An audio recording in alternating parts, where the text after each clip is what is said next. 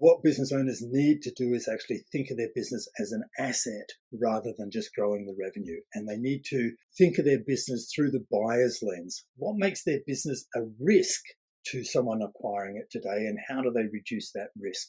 And if they think about it like that from a buyer's lens, then they'll actually be able to exit their business. The myth, if you like, is that every business is worth something and it can be sold. Welcome to Reinventing Perspectives. Today we have an amazing guest. We have Darryl Bates-Brownsword. Darryl, I'm so honored to have you here. Please jump in and tell us, who are you and what's your mission? Darryl Bates-Brownsword. Yes, I run a consulting business called Succession Plus. Succession Plus is designed to help mid-market entrepreneurs and business owners to exit their business on their terms. What do we mean by that? 20% of businesses that go to market get sold. So 1 in 5 get sold. We want to change that. Why? It's just so avoidable. Business owners want to get the most from their life's work. They want to maximize value after they've built their business for 10, 15, 20 years or more. They think of their business as contributing to life after work and funding life after work. And we want to make sure that this actually happens. With only 1 in 5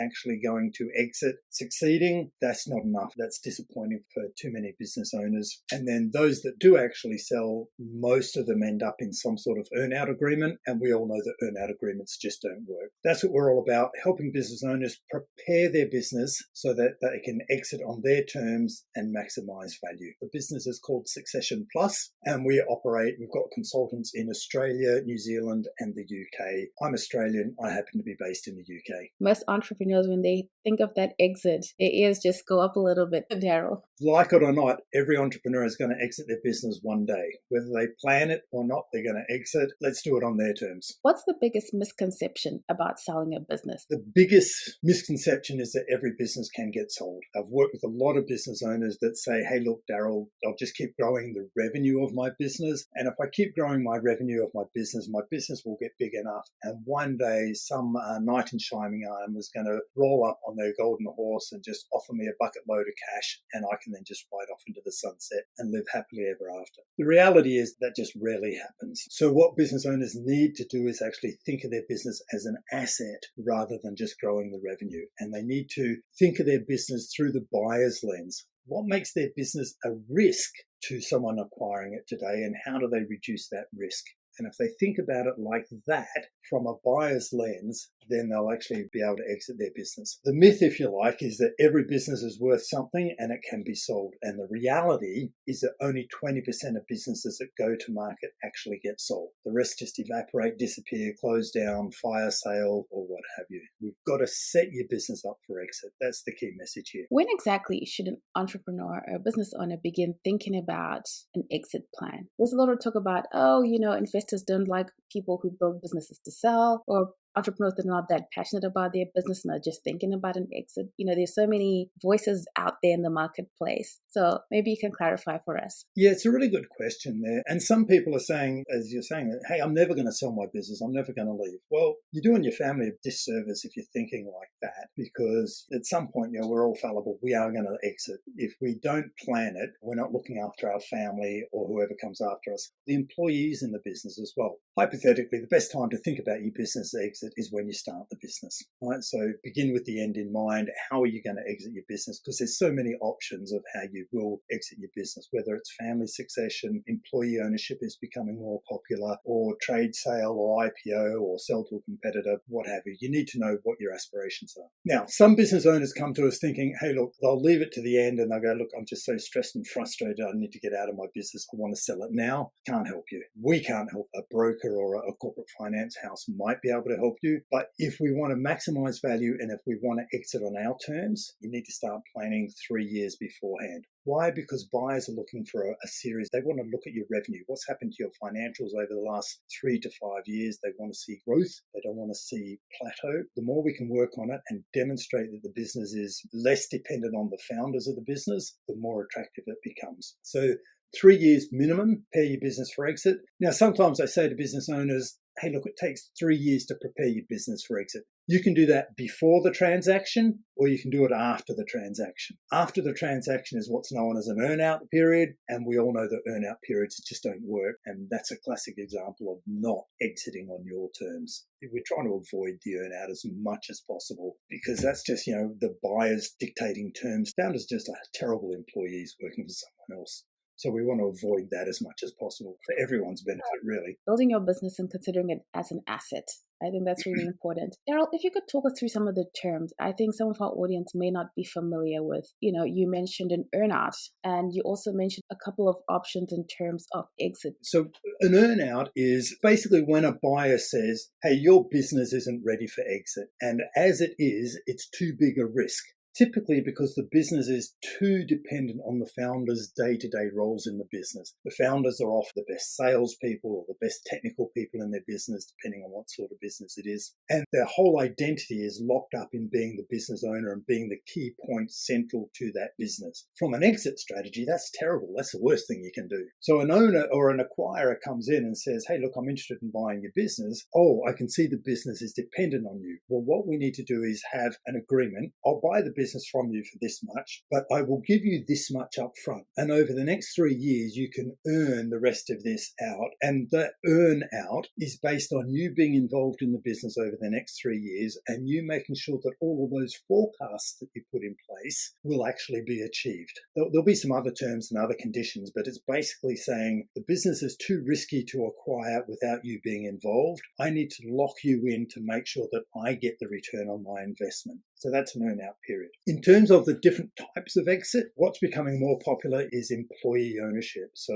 employee ownership is where the founders are basically saying, hey, look, I wouldn't be here. I wouldn't be this successful in a business and as a business owner without these fantastic employees who've helped me along the way. It's a team effort. These guys have been with me from startup to where we are now. It's just awesome having them involved. One way I can reward them is I can sell my business to someone else and give them some sort of bonus. Depending on which country you're in, there's different rules and requirements, but all developed countries have got some sort of schemes in place where there are tax benefits if we sell our business to the employees. Now, selling the business to employees, it's an amazing strategy and it's a great initiative, but it has to be done right. We have to make sure that the employees are skilled up and we educate them into how the business is run and all the key nuances of the things that the founder has typically done over the years. There are structures and trusts that can be created for the employees to acquire the business with no money up front and no risk, and the owner is paid out from future profits. So they effectively, really crude terms here, they effectively set up a structure, a trust structure where there's no risk to the employees, but the structure owns the business. The employees run the business as the business has always been run. They agree what the business is worth, whatever the number is. They'll pay that off over future profits to the owner. Once it's paid down, all future profits can be distributed to the employees as a whole, and they own the business as a whole. The trust then runs the business on behalf of the beneficiaries, which are the employees, and depending which country you are will determine how the rules are for that. So that's employee ownership, and that's becoming more popular. Great strategy. IPO is when the business becomes really big. It becomes a public company and it's sold on the stock exchange effectively. So that's a public company. We can have family succession. That's when the founders grow the business up and the next generation of the family flow through and take over the reins. Sons, daughters, nieces, nephews, what have you. They come in and you get a natural family succession that way. Sometimes you can do an MBO. MBO is a management buyout. Management buyout is when one or two or three or a handful of key employees, typically leaders, come to the owners and go, hey, look, collectively, we want to buy the business from you. So we've put a deal together. We may have gone to the market and got a bank or some other funder to help us with money, but we've financed this and we want to buy the business from you as a collective. So that's the combination of the leadership team. That's a management buyout. Trade sale is effectively when I sell my business and it's sold to someone else in the trade. So typically a competitor. Now, that's good and bad. It's good for competitors. They want to buy a business. They want to buy effectively your client base and expand their business. Growth through acquisition is good. From a selling strategy, you're not going to get the highest revenue. You're not going to get the highest valuation for your business because they don't want to buy your systems, your brand. They might want to buy your proprietary product or your intellectual property if you've got it, but they just want to expand their client base and acquire your clients. The sweet spot is when you make your business attractive to a strategic buyer, and a strategic buyer is typically someone who doesn't already operate in either the geographic area or the product area in terms of the products that you've got. So what they're saying is that your business as a standalone entity is a complete package. It does everything itself, and your business would make a really nice contribution to their overall product portfolio and their business portfolio, and it would add to it. It would add strategic value to their business as a whole, and your business is already standalone. It doesn't need any additional management support to keep it going. So in that scenario, they're going to say, you can bring more value to our business, we'll pay you a bit more for it. It's more attractive to us to buy your business than to start from scratch and build something from the beginning. They're probably the main areas and some of the more common areas. And I guess the things we don't want to talk about is a fire sale or a collapse. I was talking to someone earlier this morning. She ran a manufacturing business. She sold the brand. She didn't prepare the business for exit. All she was able to do was just end up having a bit of a brand that was a little bit of attractive. She sold the brand to a competitor. She had her premises. It wasn't an attractive lease, and she had all of her equipment left over. So all she could get for that was basically fire sale price on her equipment. And she says, I'm a great example of what happens when you don't prepare for exit. Just a quick ask. If you're finding this information helpful, please share it with someone that you know would love this conversation and would find this information beneficial. Thank you again for listening in, and let's jump back into our conversation. Darryl, our audience is early entrepreneurs. So to them, they may be thinking, okay, as I'm starting out with my business idea, Darryl, and I'm hearing all these options and I don't know much about them, is that the point in which I engage someone at idea phase or at beginning phase, or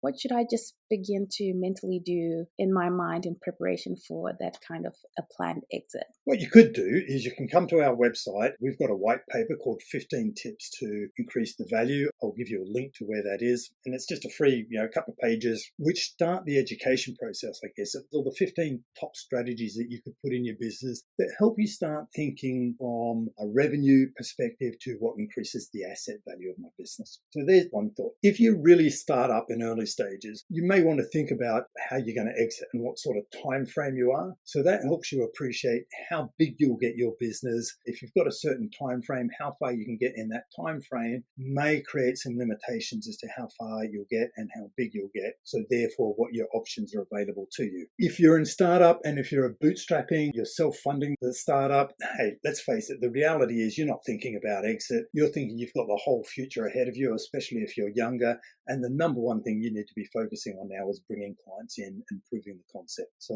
all of your energy is going into getting this baby up and running and bringing clients in and proving that you can do that. Increase your capacity as your revenue increases and keep growing your business. Once you've got about 10 or 12 people in your business, you're at a size where you need to start thinking about a management structure. Why? Because a span of control for one person is 7 and 10 people at a stretch. I can control everything that's going on in my business. If there's just me and I've only got 7 people, every person can have a direct relationship straight to me. And you'll see that that's why a number of businesses sort of cap out and plateau at about £1 million revenue in the UK. It's about $1.5 to $2 million in Australia, and similar in the US, that 1.5 sort of million mark. 10-ish people. There's a lot of businesses that just cap off at that level. And it's because the founder or founders haven't figured out a way, how do I create a structure, an operating structure in my business that allows me to delegate tasks and maintain control? They all hear that, as I work on my business, I need to figure out a structure to delegate tasks. But delegation isn't abdication. It's not just dumping it on the person and then just hope that they can cope. You need to train them how to do it. That's a functional operating structure to grow with my business. Now, that's going to be a fantastic foundation as you start to continue to grow and scale your business. And that structure will still be really useful for when you're starting to think about exit. That structure means that you can build the business so that you're not involved or you're not required day to day in an operational key role. We need to get the founders where they're focusing on the vision and the culture of the business, and that they're coaching rather than playing. In other words, they don't have a key operational role. That's sort of a couple of high-level ideas of how to take your business from one step to the next in 30 seconds. The advice that new entrepreneurs get, especially now where every person is sort of being told you need to turn your company into a company that's driven by a personal brand. I wonder then, how does that play out if you're thinking about a planned exit, if you are sort of maybe not functional, operational in the business, but you are sort of the brand of the business? Well, here's where I'm going to deviate from common thinking. I think a personal brand is a crazy way to go if you're thinking about building your business. If you're thinking of your business and you're thinking of your business as an asset, you don't want the business to be centered around you as a brand. The more the business is reliant on you, the less your business is attractive to be sold. It could be a fashion brand, but if that means you're the key designer, then if someone wants to acquire the business, it suggests that the business relies on you being there for the ongoing success of the business. That's a weakness from a valuation perspective. Now, if we extend personal brand and think of it as a reputation and go, what's the reputation of the business? What are the brand values we want associated with the business? What do we want the business to be known for? Then we can start focusing on client journey and customer experience around that brand journey. And we need to make sure that we deliver that consistently and repeatably and reliably. Because if we're not setting expectations for the customer journey, they'll arrive at their own. So the more we forecast and say, here's the expectations, here's what we promise to deliver you as a brand, you can control that. If you don't put any messages out about what you can expect from us from a brand, every person will just arrive at their own assumption of what they think they can expect from you, and you can't control that, and you have no way of delivering it. I'm a fan, I guess, of building a position for the business. What's their position they want to hold in the market? I get that with social media, we've got, key person of influence, and we need that people to promote that and be the mouthpiece. But I believe that we need to promote the brand values rather than the person. The more I promote me, the more I'm locking myself into the business, which makes it worth less as something to acquire. Different perspective for people to really think about. Now, for people who are like, okay, I've been in business for a while, I'm still sort of early as an entrepreneur, and I'm just kind of curious, like, what is the valuation for my business? How would I go about that? If you do a search on the internet, you'll find 1,000 sites will give you a free valuation. And it's a starting point, and it's making a whole lot of assumptions. So there's some generalizations around valuation. Like anything that you're selling, it's only worth what someone's willing to pay for it. So a valuation is effectively a recognition of future cash flow or future profitability of the business. There's a number of ways to do it, depending on, if we've got physical assets or if we're a service-based business, and how sticky the clients are. Like if I bring a client in, do they stay with my business for years, or am I forever looking to buy new clients? One fact is, what does my client base look like? And in other words, what does my revenue look like for the business? That will influence the valuation. Is it continually transactional, or is it long-term cash flow and contracted revenue? The next thing is that I'm looking at that's going to influence valuation is my staff, the people in my business. Do I have to get gurus that are so well qualified and trained, or can I get anyone into my business and train them in my business? And how long do they stay in my business? Like, what's the pool for potential employees in my business, and the longevity and the loyalty of employees in my business? Then I start looking at the systemization of the business. How well structured is it? Are processes done in a consistent, methodical way, or do I start from scratch every time? Is it totally custom dependent? And I start from scratch every time I go through one of my processes. The more systemized and more structured it is, the more reliable it is, and the higher control I've got over my process and therefore my output. The next thing I'll start to look at through a buyer's lens is, do you have any proprietary product? Have you got some sort of IP? And it could be product architecture IP or a methodology in some of the consulting firms, where if I want that methodology, if I want that product, I have to come to your business to get it. So therefore, you've got some pull in the marketplace. You've got clients coming to you because of your methodology, rather than you having to go out to get clients all the time. Next, I want to have a look and go, hey, what are your routes to market, your channels? Where do your clients come from? Do they come through multiple different channels, or is it all client referrals only? Is it through your website? Is it through some outbound marketing? Is it through some social media and inbound marketing? If it's a combination of different channels and events and what have you do, you've got a number of different channels that are pulling clients in. The more reliable and predictable those channels are, and the more you can assess your cost of client acquisition or your customer acquisition and your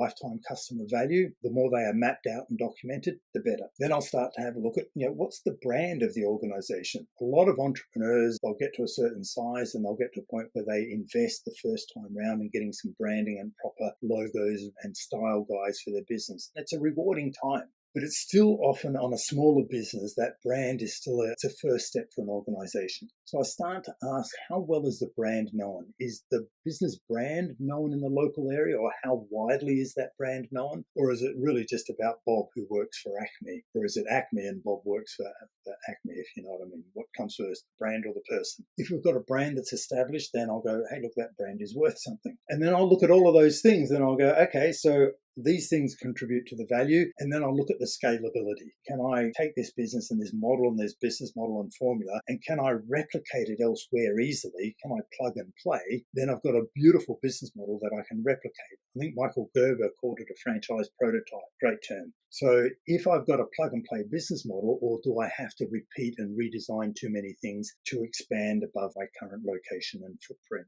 So there's another area that will influence the valuation. So they're the things that an acquirer is filtering through the back of their mind. And they're often summed up with a formula. The business formula is always narrowed down to, and this is what entrepreneurs are looking at. They're going from an entrepreneurial perspective, the formula is a combination of a profit number, often EBIT, which is earnings before interest and tax, a profitability number of the business that's times by a multiplier, so a number that multiplies that profit. But it's often between 3 and 5 times the profitability of the business, and that reflects a return. A really crude rule of thumb is, and we started by saying what happens on these other websites, is that go, okay, so what industry is your business in? You're in this industry, therefore the multiplier for your industry is this, and we'll put in your profit number, therefore there's a valuation. Now, I gave you all that other information because I'm going, these are all the things that will influence that multiplier. Yeah, we can't just accept that there's your standard multiplier. It's just a starting point. And when someone gets serious about buying your business, they're all the things they're looking for. They'll dig underneath all the surface information and they'll want to uncover what's really going on. And then that valuation over time, once you're in negotiation, will change, sometimes significantly. Profit and a multiplier, there are some standard rules, but what you'll find on general websites is a really rough estimate. Thank you for breaking that down for us, Darryl.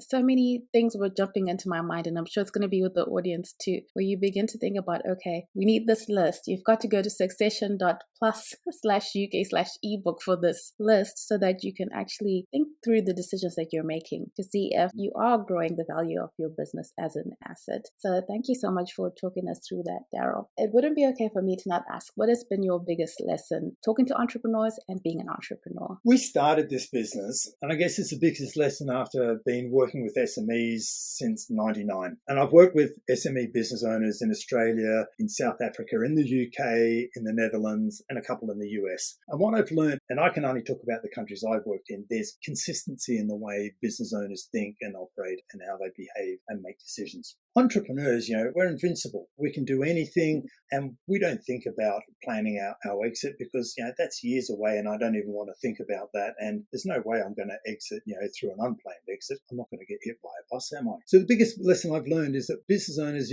life slips by, and it happens, pretty quickly when you look back. And they'll get to a point where they go, I do want to exit my business, and I want to exit now. And they haven't done anything to plan for it. And they hope, it's a hope strategy. Entrepreneurs are always optimists. And they just hope that they can get their business to a stage that someone will come and offer them something for it. And without planning, they either won't get sold at all, they'll take it to market and it won't get sold, or it'll have some sort of horrific earn-out agreement, or they'll just have to fold it in because they won't even be able to find someone to acquire it. If you do want to exit on your terms and have a graceful exit and enjoy it and not be wondering if you've got enough money to fund life after business and whatever you do next, then you really need to plan it. You need to think about the 21 steps, these 21 things that you need to put into your business to make sure that it is attractive to be acquired. If you don't do that, you're just not going to be one of the 20%. So that's the biggest learning. And that's the whole reason we started Succession Plus in the first place, because we just saw too many business owners weren't aware of what you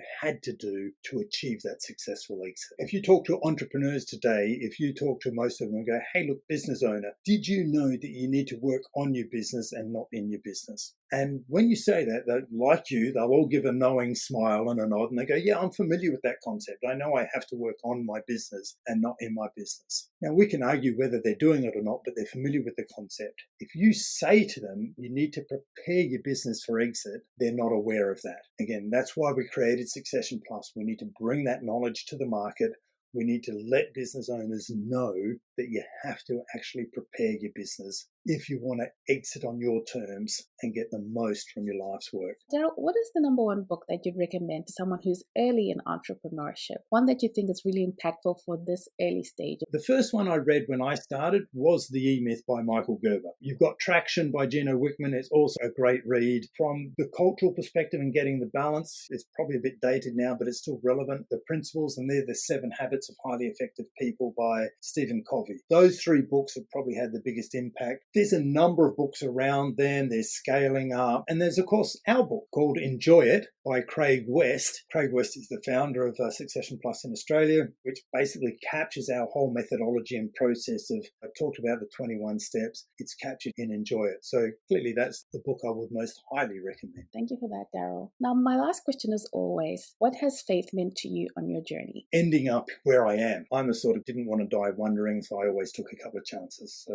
I guess fate for me is starting on a journey 20 odd years ago as being an entrepreneur and self-employed. Craig West, because I worked with Craig in a client space sort of 18, 20 years ago, and we remained friends. I left Australia, moved to the UK, carried on in other works of business. The circle of life is 3 years ago, we joined forces in business and the Succession Plus business to the UK. And why we figured there's a whole lot of learnings and awareness for entrepreneurs and business owners in the UK that could benefit from some of the latest thinking. And we've also expanded. We've built software to support the business, and we've launched that into the US as well. So fate is, I guess, always seeing the bigger picture, always learning, and maintain those good relationships in your life, and good things will happen. People have to listen to this and listen to this again because there's just so much in it, and get that book and read that book, because I think it really will challenge a lot of the things that are sort of being talked to people in the marketplace. And I think it's a really important conversation to have. So thank you so much, Darryl. And where can people follow you online? So where I'm most active is we've got LinkedIn profile. We've got the website succession.plus. Wherever you are around the world, you can get there,